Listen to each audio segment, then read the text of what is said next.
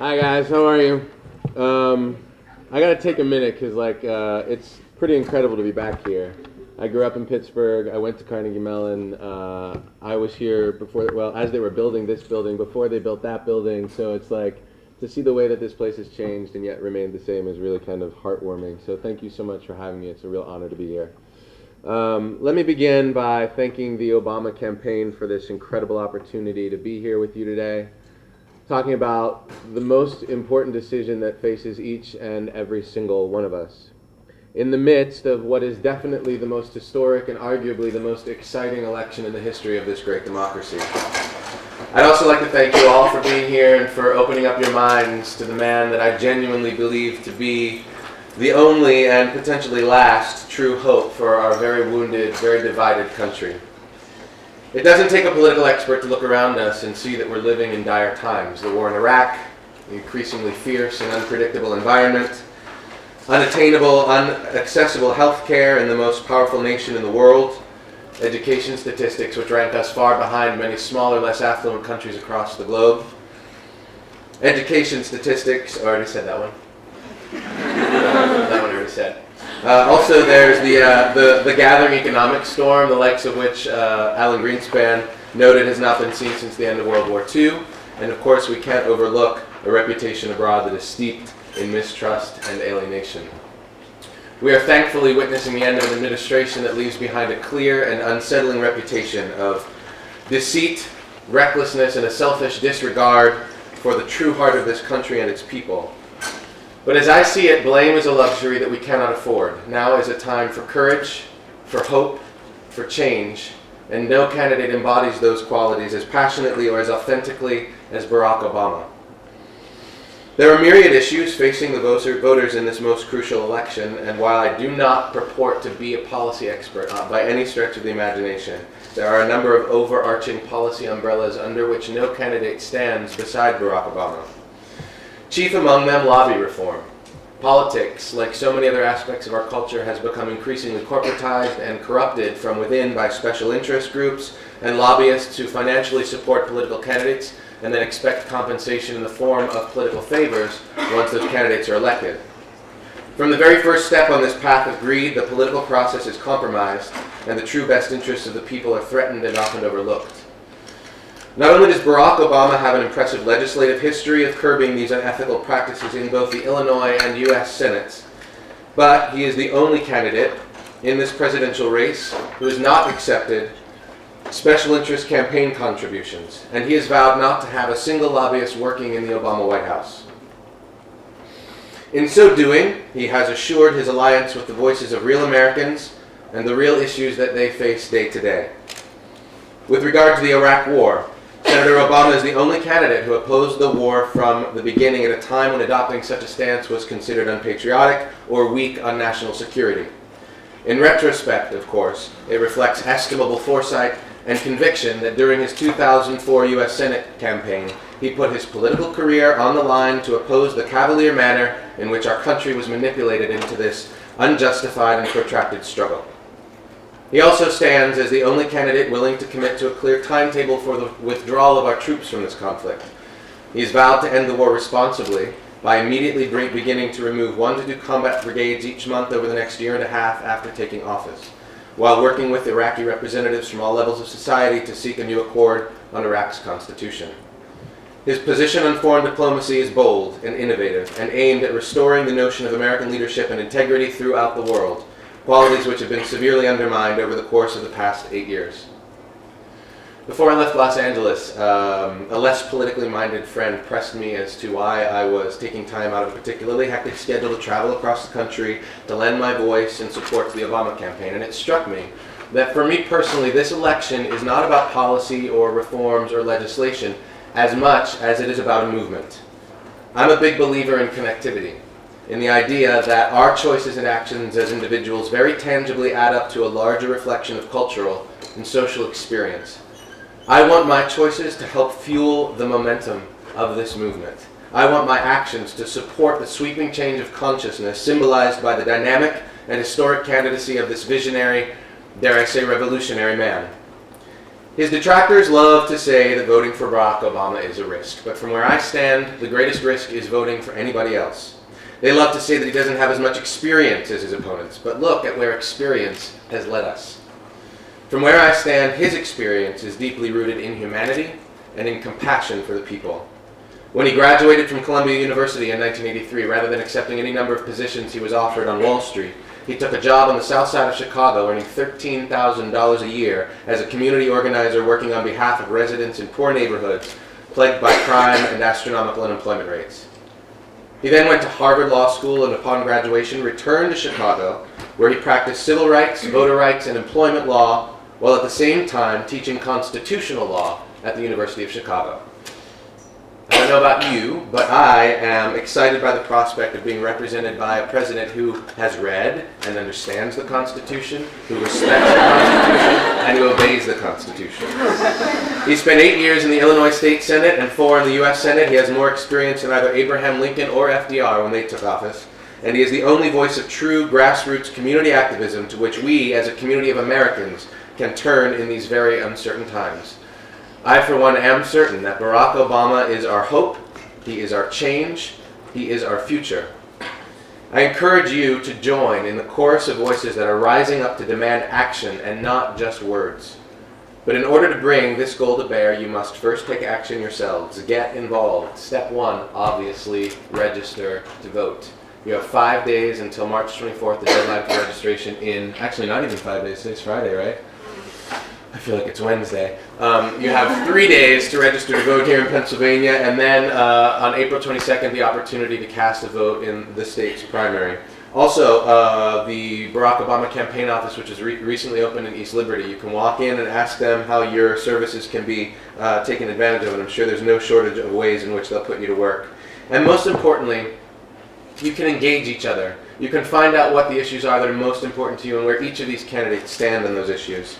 And of course, I don't have to tell you at Carnegie Mellon that you can utilize the many tools at your disposal, like the internet, to find out where each candidate stands. But above all else, do not be silent. Instead, be the ordinary Americans that come together to make an extraordinary difference. Reclaim your government and your country, and be able to look back on this time and know that you are part of something and someone truly unique and powerful. Thank you very much.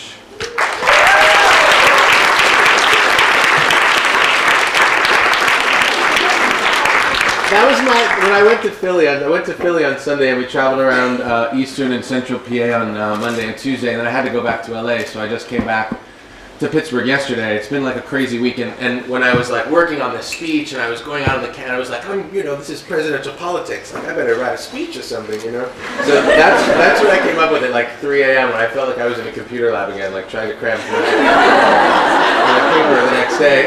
But I feel like there's just I traveled around and I talked to people and I met people and I met these college kids at all these different places, and some of them were in kind of like the middle of nowhere in parts of Pennsylvania that I had never even been, and I was so inspired by the unity and by the enthusiasm and the intelligence. Like, we're so much smarter than people give us credit for being. It's silly that we would just let the opportunity pass us by without sort of raising our voices and being clear about what it is that we want. So, a couple of things occurred to me since then and through my experiences, and one of them is that when this election first got underway, I was just like, please just let it be a Democrat. Like, I don't care, like, any of them do, right? But as I got more into it and I became more aware of where each of these people stands on the issues and how they live their lives, change is more than about Republican to Democrat. It's more than about man to woman or white to black. I mean, change is about our own responsibility and our own power and the change that we possess within ourselves. And the show that I'm on is a show that deals a lot with people's own power, and so it's something that's really inspired me to get involved and to learn that people's power can translate into many different things and in many different ways, and one of those ways is organizing. And I think if Barack Obama is going to sit behind the desk at the Oval Office, it's because young people are going to raise their voices and demand that that's the case. And the change is going to happen from the ground up, You guys all coming together and leaving here today and just engaging one or two of your friends in a conversation about this election. And then hoping that those people go and engage 2 or 3 of their friends. And before you know it, that's how change happens. All of the biggest moments in the history of this country politically have happened when the youth organize and get together and demand that things are different. So that's something that's occurred to me in the past couple of days, and I've really felt like a part of Democracy in Action. Like, piling into cars with the staffers and driving all over the state and seeing this great state and knowing what we're capable of. So it's a real honor to be here, and I'm happy to open up the floor to like questions or to dialogue. I mean, I'll preface this by saying that again, I'm aware of where Barack stands on a lot of things, but there's a lot of complicated intricacies to policies that I don't necessarily have all the answers to. So you can be patient and bear with me in that regard, and we can try to answer any questions you have, or just, you know, chill out for a little while, talk, see what comes up. Anything? Anybody? Nothing? Yes. In Barack Obama's campaign, what political issue is the most appealing to you? For me, it's the lobby reform issue. I think it's the one issue that sets him apart from every other candidate in this election and pretty much every other candidate in any recent election. It's the fact that how can we expect as a nation to have our business as citizens on the forefront of politicians' minds when they are, you know, increasingly expected to capitulate and to pander to the support of the people that put them in office in the first place and the lobby organizations. I mean, it's so corrupt and it's so unethical. And Barack Obama has a really clear history and a really clear stance on it. And that for me is the first thing. And I mean, you know, it's like any other candidate, it's over before it's begun because, you know, they have taken all these millions of dollars from these people and he hasn't. And I think that's an opportunity to start on even ground. To start on even ground with the citizens and engage the citizens and try to make change for the citizens, not for the people that are paying for their campaigns. So that's one thing, and for me the other thing is the thing I mentioned in my speech as well, is that he's the only one that is saying, you know what, we got to get out of there, we've got to get out of there, we can't be there anymore. And in order to get out of there, we have to make sure that there's a smooth transition, and he's committed to that more than anybody else. I think the other candidates not only are not willing to commit to a timetable of withdrawal, but I think they've also gotten behind the resolution that would allow us to expand our military presence into other countries around the Middle East, like Iran. And I think that's just absolute disaster waiting to happen. So those are the two issues for me personally that he's got me most inspired about. But then above that, his ability to unify and to relate to people as human beings and not to relate to people as political entities or as racial entities or spiritual entities. He's somebody that really brings people together, and that's really inspiring to me as well. So those are the things that draw me to him more than to the other candidates. But as I say, I'm less interested in telling you guys who to vote for than I am in telling you to vote. March 24th is like the number to remember, right? So everybody has to form their own opinion, you know, and that's your responsibility as well as it's your right. So I feel like that's where I stand on it. It's like, just exercise your voice. You don't have to agree with me. You know, that's the beauty of the country we live in. You can find your own opinion, but you can't really be expected to make a difference unless you do. Anybody else? Yes. I was wondering if you'd read Barack Obama's first book, and if so, what sort of lessons you took? I haven't read it yet. Oh, really? No, not yet. I should get onto it, huh? It's pretty, I don't know, because I read it, and I guess I was just wondering, as someone who's so invested in so much time with Barack Obama, like I wanted to know your opinion. Yeah, no, I haven't had a chance to. I mean, I feel like I've gotten more involved recently and like read a lot of his speeches and the stuff that he's done directly involved with this campaign, but a lot of articles about the time that he spent getting to this point in his political career, but not that book yet. But I will read it now. Okay, Given that in the past 8 years, the United States of America has come to a politically undesirable situation, and we obviously need change, and Barack Obama promises change. How do you see America in 4 years? If he's elected, you mean? Yeah, and he implement all the policies he's promising, right. But you see the country in 4 years.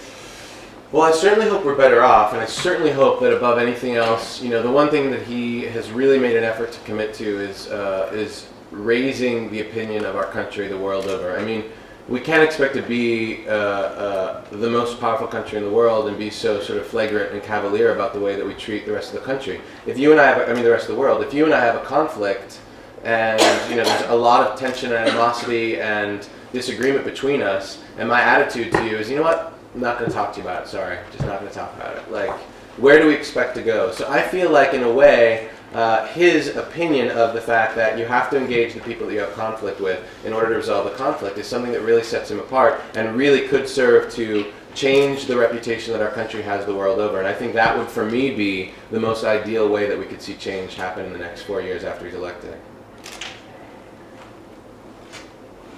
Hi. Do you really think that universal healthcare should be part of America's healthcare system? I certainly think it's better than the alternative. I mean, I'm not a politician, so I feel like, for me to get into like what I think my opinions are about where we should be politically is dangerous.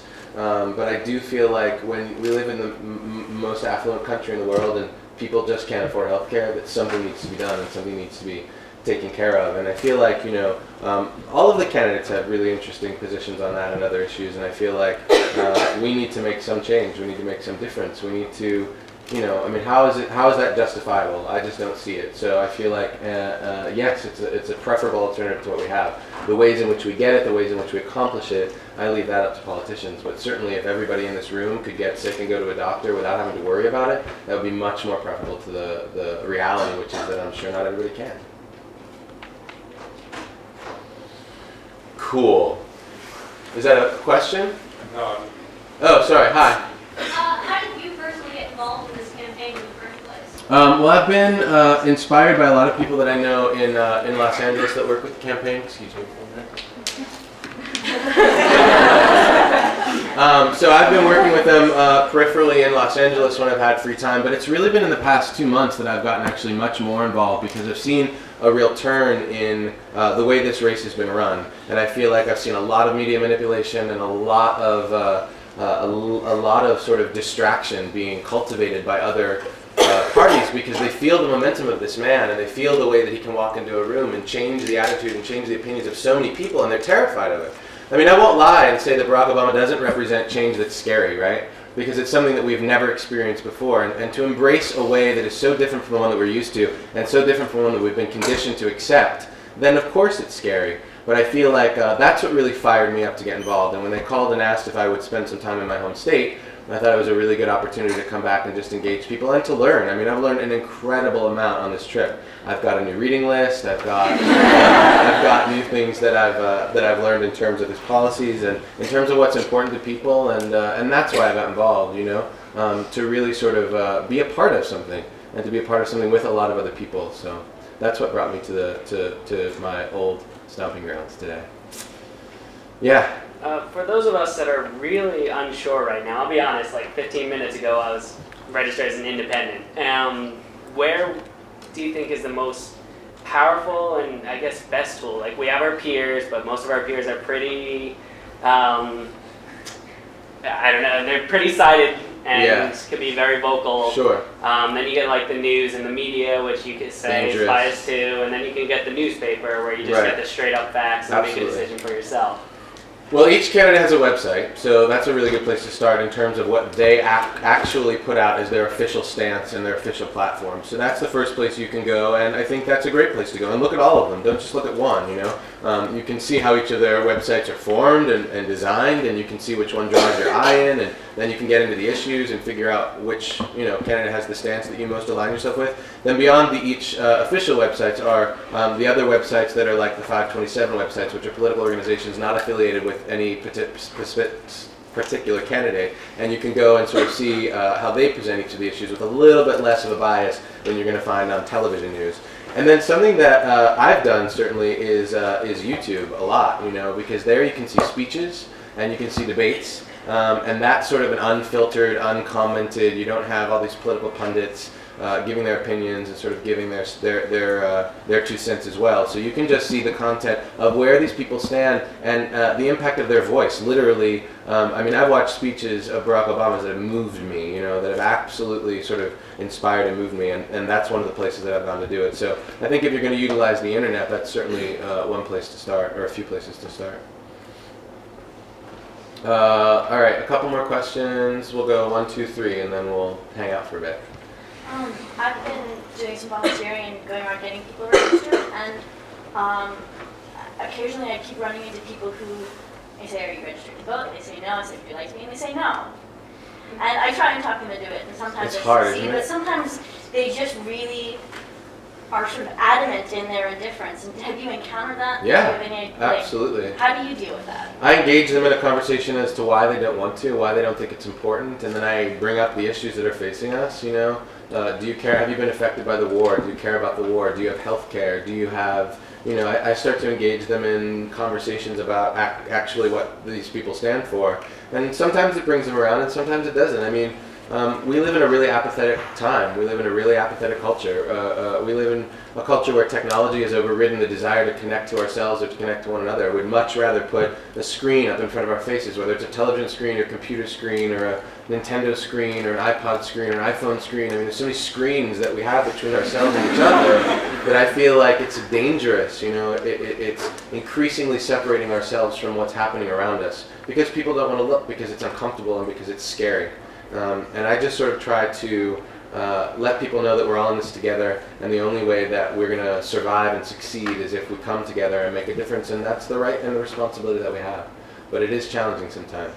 Even having political conversations with my family, and I'm like banging my head against the wall, but that's the world we live in. So it's great that you're being a part of that, and just by doing that, you're inspiring other people to do that, So there's other ways to volunteer here too. So if anybody's interested in campus or off-campus volunteering, you can talk to some of the people out at the table and figure out how to get involved in that for sure.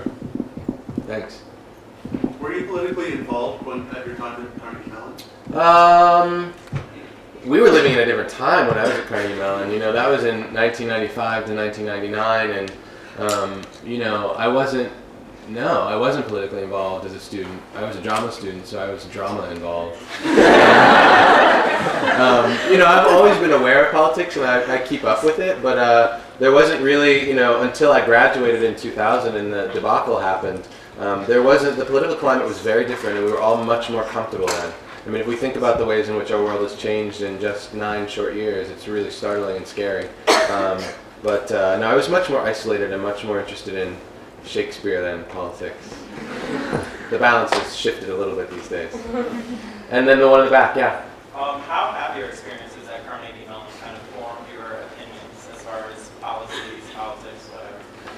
Well, some of the best memories of my life have happened at Carnegie Mellon. I love this place so much.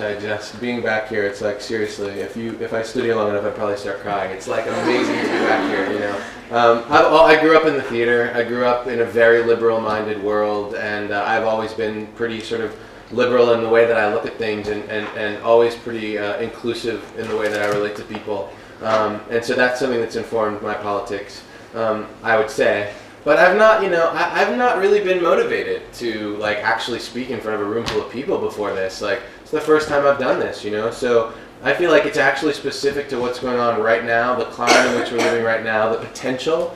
As scary as times are, there's also potential for great change. And if we can turn things around, if we can reestablish the reputation of this country, the deck is definitely stacked against us. But the thing that motivated me most was Senator Obama's commitment to that and his genuine, authentic belief in that, and the way that belief reverberates in every room he speaks in and every time he's around a group of people. So I would say that politically, the events of the last 9 years have shaped me more than my time at Carnegie Mellon. My time at Carnegie Mellon was pretty blissful. And my time in the real world, as the time of all of us, has not necessarily been that way. So that's actually what's got me more involved than anything else. It's just been an incredible experience to be on this trip, and I cannot tell you what an honor it is to be here and to be a part of Carnegie Mellon community again. It's a great place to be, and all of you guys are obviously really, really intelligent and really, really talented and really full of potential. So I just encourage you to realize that in whatever way that resonates for you. Hopefully we will see some real change happen in our world. Thank you guys very much for your time, for your energy, and your attention. I really appreciate it.